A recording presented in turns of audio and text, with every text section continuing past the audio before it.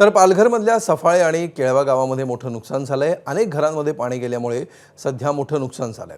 पाणी सध्या ओसरलंय आणि अनेकांनी आपल्या घरातलं सामान बाहेर काढून ठेवलंय। अनेकांच्या वस्तूंचं मोठं नुकसान झालंय।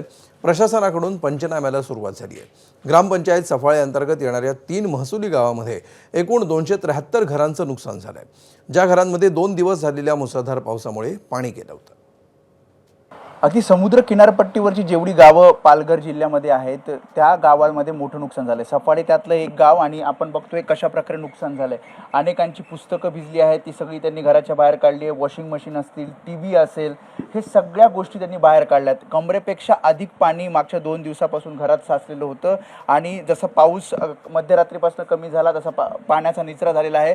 मात्र संपूर्ण आपण हे घर बघितलं, या घरातल्या सगळ्या गोष्टी म्हणजे अगदी सोफा सेट असेल, वॉशिंग मशीन खराब झालंय, त्याशिवाय इथे अन्नधान्य तांदूळ आपण बघतोय, सगळी भाजी टाक्या, या सगळ्या गोष्टी त्यांनी बाहेर काढल्या। आता त्यामुळे खायचं कसं हा सुद्धा प्रश्न या सगळ्यांसमोर आहे। काही महिला आहेत, काय काय नुकसान झालंय ताई? कपडे वगैरे सगळं, अन्नधान्य वगैरे। काही पुस्तकं सगळे भिजले?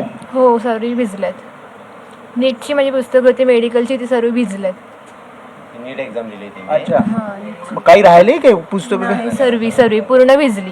किती भरलं होतं पाणी? कमरेच्या वरती छाती एवढं पाणी होतं।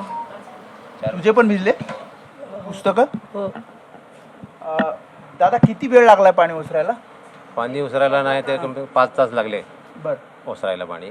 आणि पाणी ओसरल्यानंतर मग आम्ही सगळी आता 3 दिवस झाले साफसफाई करतो। साफसफाई नंतर ते तुम्हाला क्लिअर देतात। पण खराब दिसतोय, वॉशिंग मशीन बाहेर वॉशिंग मशीन, फ्रीज, सगळे बेड, तुमचं पलंग सगळं स्क्रॅप करून मी बाहेर फेकून पण दिलं काही हे